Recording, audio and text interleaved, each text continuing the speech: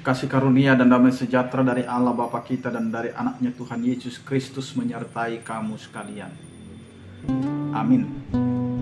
Bapak, Ibu, dan saudara-saudara yang dikasihi oleh Tuhan kita Yesus Kristus dimanapun kita berada, mengawali aktivitas kita sepanjang hari ini, marilah kita mempersiapkan hati pikiran kita mendengarkan firman Tuhan yang tertulis di dalam kitab Habakuk pasal 2 ayat 14. Demikianlah dikatakan, sebab bumi akan penuh dengan pengetahuan tentang kemuliaan Tuhan, seperti air yang menutupi dasar laut.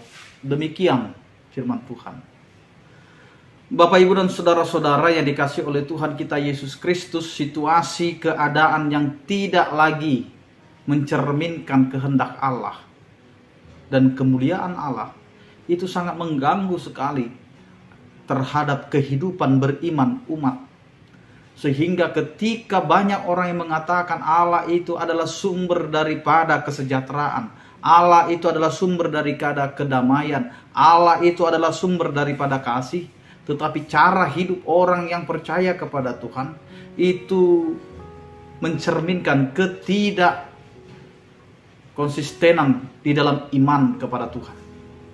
Banyak orang yang hanya mementingkan diri sendiri, banyak orang yang hanya memikirkan keuntungan untuk diri sendiri, bahkan banyak orang juga yang tega mengambil yang bukan haknya. Sehingga inilah yang menjadi penderitaan yang tidak bisa dihempang ketika orang-orang sudah hanya memikirkan hidupnya sendiri tanpa memikirkan orang lain yang ada di sekitarnya. Dan itu terjadi bagi umat Allah, di mana bangsa itu sudah hanya memikirkan dirinya sendiri dan tidak ada lagi memikirkan tentang bagaimana orang lain yang ada di sekitarnya. Dan disinilah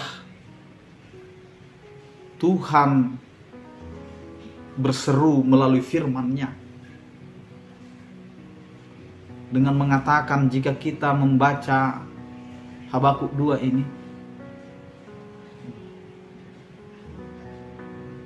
mengatakan kepada umat yang hanya mengambil kesempatan di dalam penderitaan orang lain,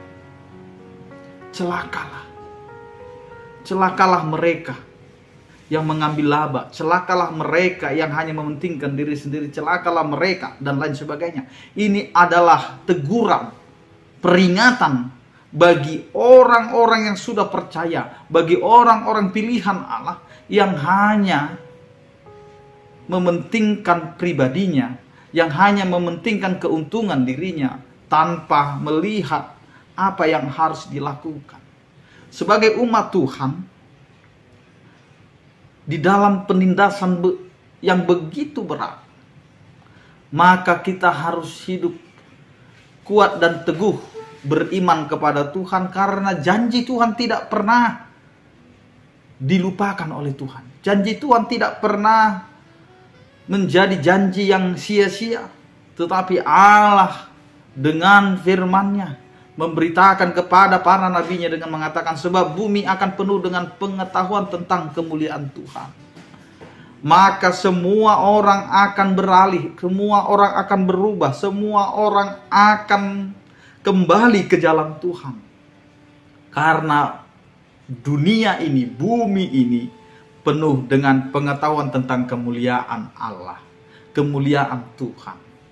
Karena hidup kita ini adalah hidup untuk Tuhan, bukan untuk mencari keuntungan dunia, bukan untuk mencari kesenangan dunia, tetapi hidup kita ini adalah untuk kemuliaan nama Tuhan. Mungkin kita diberi kesempatan, mungkin kita diberi waktu untuk menjadi orang-orang yang bisa diandalkan, tetapi jangan pakai apa yang sudah Tuhan berikan padamu untuk hal yang tidak baik, yang bertentangan dengan firman Tuhan. Terkadang kita lupa, Bapak, Ibu, dan saudara-saudara, apa yang ada pada kita hari ini itu adalah pemberian Tuhan.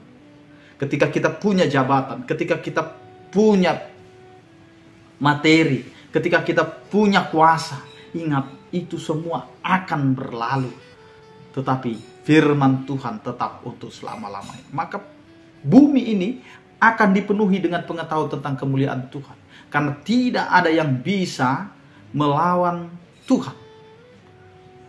Tidak ada yang bisa menyingkirkan kemuliaan Tuhan. Karena apa? Karena seperti air yang menutupi dasar laut, di mana itu akan menutupi semua kekuasaan-kekuasaan, semua kecongkakan-kecongkakan bumi ini.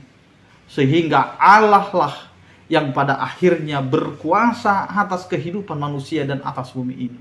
Karena itu Bapak, Ibu, dan saudara-saudara, kembalilah kepada Tuhan dan serahkanlah hidup kita kepada Tuhan, karena kita mau menerima kepenuhan yang mau dinyatakan oleh Tuhan, yaitu bumi ini penuh dengan pengetahuan tentang kemuliaan Tuhan. Amin. Kita berdoa. Terima kasih Tuhan, penyertaan kasih setiamu yang menyertai kehidupan kami, sehingga walaupun kami harus melihat banyaknya penindasan, banyaknya ketidakadilan, tetapi Engkau adalah Allah yang akan menunjukkan kuasa dan kemuliaan-Mu, sehingga orang-orang yang melakukan tindakan yang tidak benar itu, Engkaulah Allah yang akan bertindak. Terima kasih Tuhan atas peneguhan dan penguatan yang telah Engkau berikan.